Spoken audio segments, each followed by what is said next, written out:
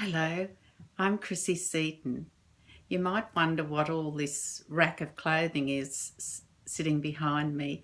Well, today we're going to talk about modesty for Noahides. Now, that doesn't mean to say, especially for ladies here, that you have to go out and abandon your entire wardrobe and start all over again. That's not the case. I hope to show you some tips today that will help you and give you some references to the importance of modesty for Noahides. First of all, just to remind you that anything I'm referring to today, I will provide links on the website.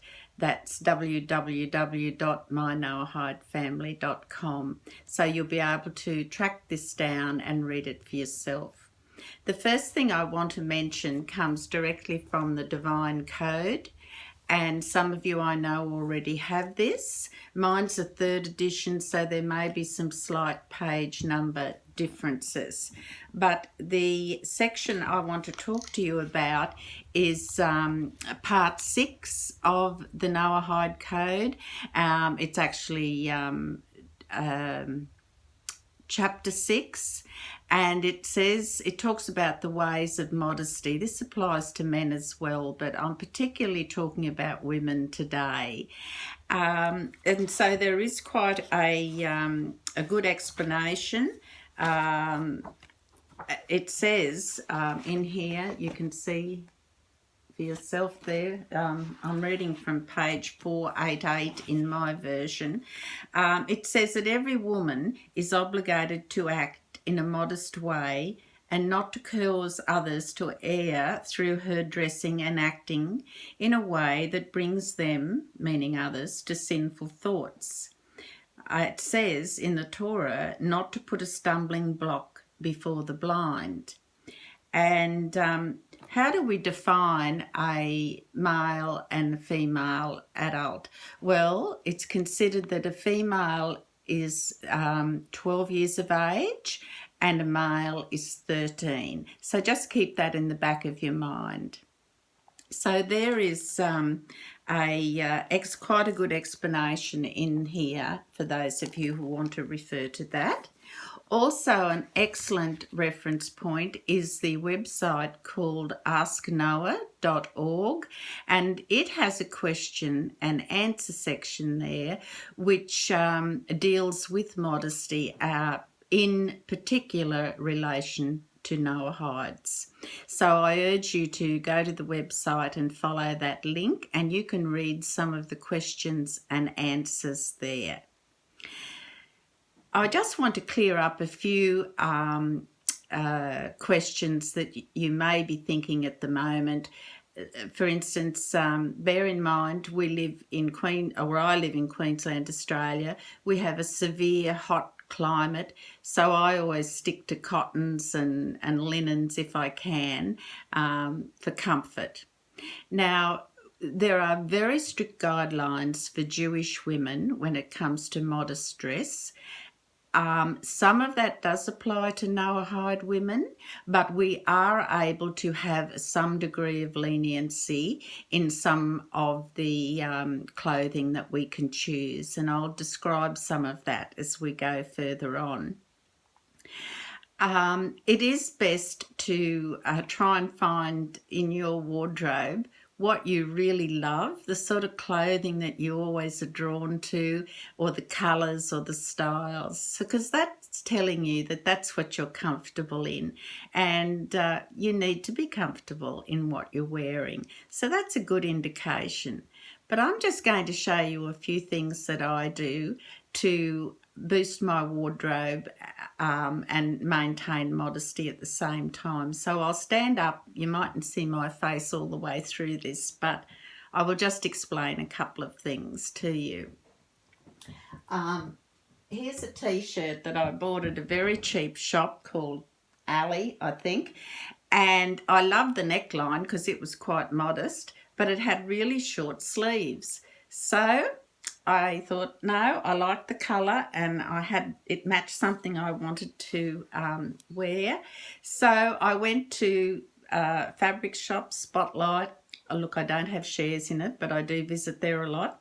And I bought some lovely stretch lace. Doesn't need to be hemmed or anything.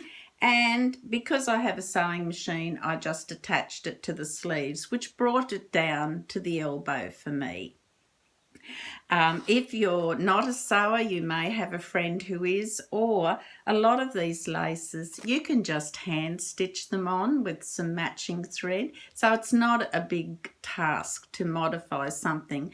And particularly if you've already got something in your wardrobe that you love and you don't want to part with, well, you don't have to. You can slightly modify these things to fit everything that is a requirement of modesty.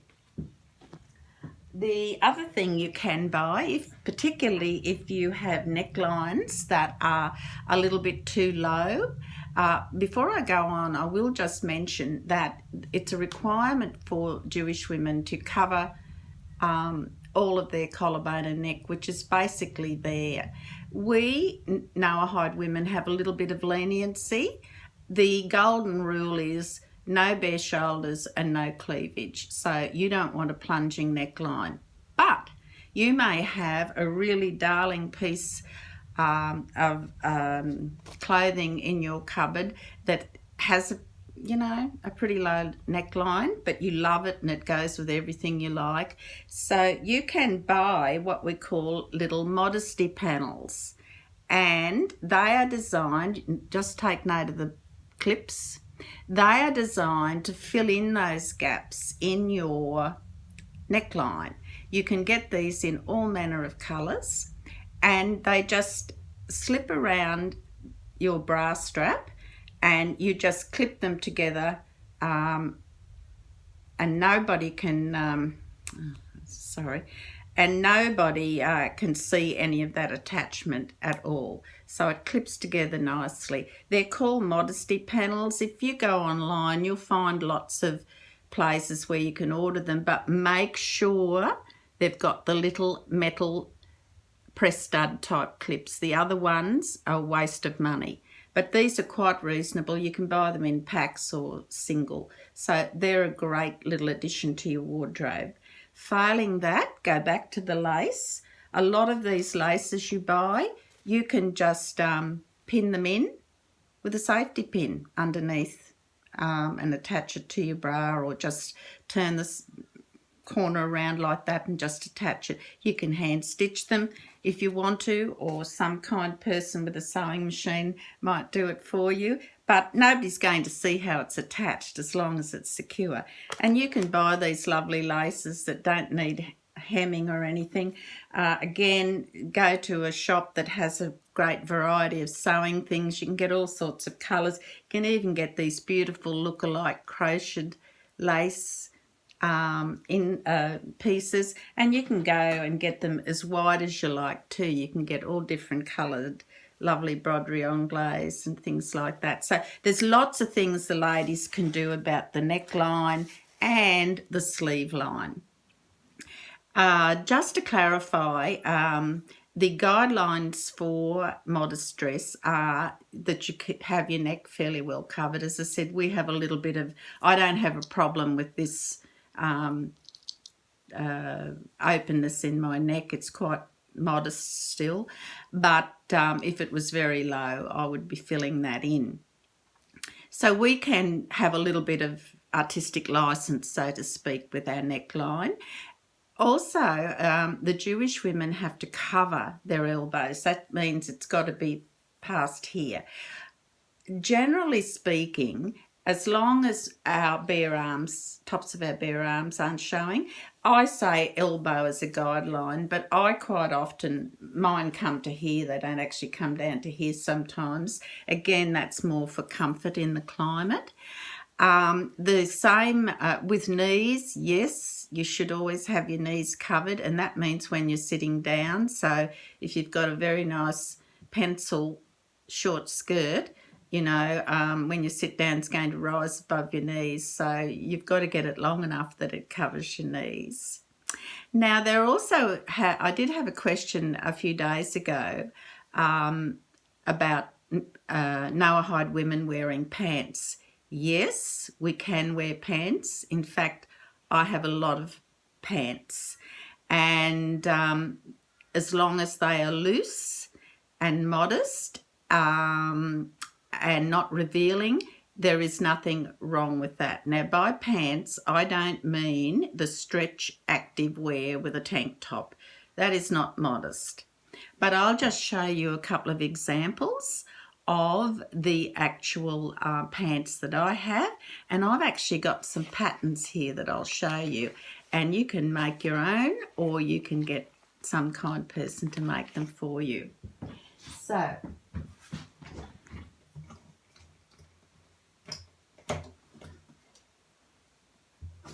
we've got a few pairs of pants here. Now these are just ones I bought in a shop. They're very wide-legged, as you can see. They're a polyester. They're okay for the winter. Occasionally I wear them with a long top. These here are marvellous. Now, they are made of an interlock type of cotton fabric with a little bit of stretch in it. And they have pockets on the side. They've got a self-supporting waistband, and they're very, very wide-legged. Now, I live in these. I have got quite a few pairs of them in varying colours, and I just find them, they're cool in summer and they're warm in winter, and they're just probably my favourite go-to things. Now, the patterns for those are those pants. It's a McCall's pattern, and you can pause the video and probably copy that, and you can alter the length if you're short like I am, but they are very easy to make. Over the tops of pants, it is always good to have a long tunic top, preferably one that comes to the knees, and I have a pattern that I modify regularly. I know this doesn't look like it comes to the knees, but I lengthen it, and again I can sew, so that's easy for me. But again, you might be able to get someone to make them, or you can have a look around in shops and buy those sort of things. Lovely easy pattern with raglan sleeves too. Here's another one I use quite a lot, McCall's. It's got these tunic tops that has collars. You can have it with or without a collar, alter the length, so it's a good basic pattern as well. Now, here's another combination I often have. These are probably something I bought in Suzanne's or something. They're just normal black pants. I tapered them in a little bit at the bottom because I didn't want them flopping around. So they're black linen pants. They're quite respectable. But over the top, I wear a little tunic top, and this covers my knees. Now that's made from one of those adapted patterns. It's in linen, has a couple of little discreet splits at the side to give you some movement. The sleeves come to my elbow, the neck's quite modest. Just slip on, easy to make. And if you look for those things, you can't go wrong, especially in the summer, because you don't have to wear stockings and you're covered and modest. These are another style of pants that I just adore. These I had to order online from overseas. These are made in India. They are to die for pants, girls. They have one size fits all. Don't you love that? And they have a drawstring waist. They have all this gathering. These are just beautiful. Again, you can put a nice long tunic top over them. It's so cool in summer in Australia, and so comfortable. They're just beautiful. So that's something to look for. As I said, you can get those online. Or if you have a friend in India, perhaps they can send you some. Make sure you get the cotton ones. The other thing is, if you are going to buy yourself something new, there's no need to spend a lot of money. That's not what I'm implying. I've had plenty of years of practice at putting my wardrobe together. Haven't always been successful, but never mind. But you know, if you have a nice basic foundation, as in a skirt or pants or whatever, and you know it's obviously going to be in the colours that you're drawn to, then that one bottom piece, you can have 4 or 5 different tops that match and mix in with that. And it's just like, you know, a new outfit every time, and your jewellery, change the colour of your jewellery or whatever.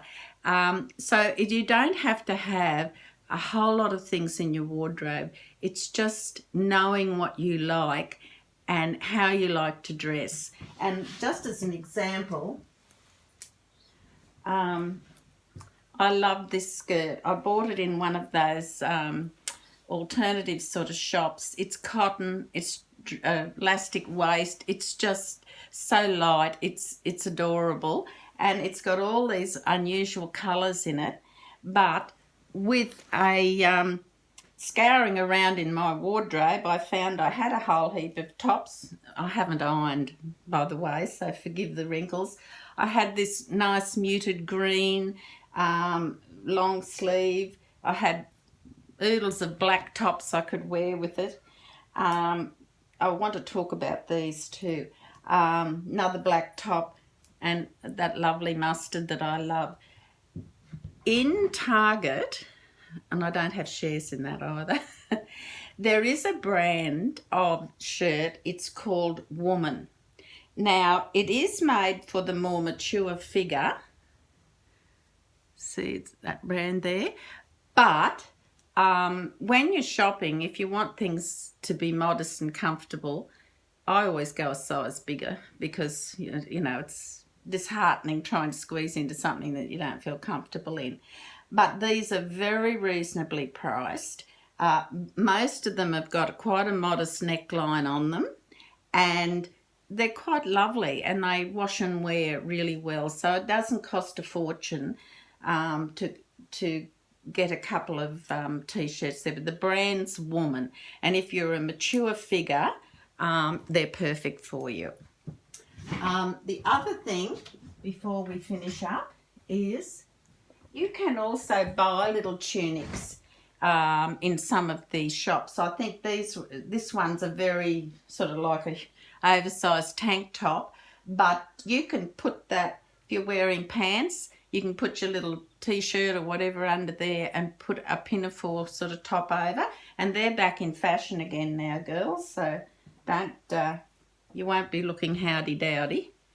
Or you can get some that have even got a high neckline, so you might have something in your wardrobe that's got a low neckline, you can put under it and wear that over pants. I'm a little bit lucky because I'm fairly short, so a lot of things I either have to cut the hem off, or if it's meant to be short, it's long on me. Another little tip I have is I love this dress. I knew when I bought it, the neckline was too low, but I didn't care. I had to have it. It's got lovely elbow-length sleeves. It's long. I can wear this over white pants, or I can wear stockings and just wear it like a dress. But what I did know is that I had this lovely little sleeveless lace top at home that I couldn't bear to part with and hadn't worn for years. And of course I just put that underneath, and it just looks lovely. It comes up beautifully underneath and makes the neckline modest. So please don't waste a whole lot of money throwing out and starting your wardrobe all over again. Just look at what you've already got, and you can very easily and gradually modify that to meet the criteria of modesty. Just checking that I'm not missing anything here. Yes. Now, the subject of Noahide women covering their hair. Now, first of all, there is no rule to say that Noahide women have to cover their hair. Married Noahide women have to cover their hair. So I just want to clarify that to begin with. However, a lot of rabbis, a lot of opinion and discussion indicates that it's very pious and it's modest for us to cover our hair, but no one will be condemned if they don't. It's not about that. As I explained in a previous video, I choose to cover my hair for my personal reasons because it reminds me that I belong to a royal household and Hashem is the king. So for me, I'm comfortable wearing head covering. It's something that it will be up to you as a personal choice, but you can. Married women are, it's not recommended, but they're encouraged to cover their hair if you feel you would like to. And there are lots of ways and lots of scarves and things that you can do it quite easily. But again, it is a personal choice. So while we're not commanded to cover our hair, it is a pious act to, if you're a married woman, to cover your hair. One other thing I just want to remind Noahide women about is that being modest doesn't mean we have to be Mrs. Howdy Dowdy. I always get up every morning and I say, I'm the daughter of a king. I need to behave like a princess in my manner and how I treat people. And I also need to dress to honour my Heavenly Father. He has created me and given me this body.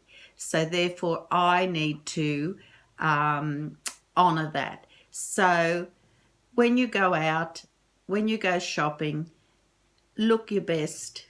It's not only an honour to Hashem to have you glorifying his creation, but it is a sense of respect for you also. I think that we feel better. We feel better when we get up of a morning and put on our makeup and put on our clothes for, suitable for whatever the occasion is that we're doing.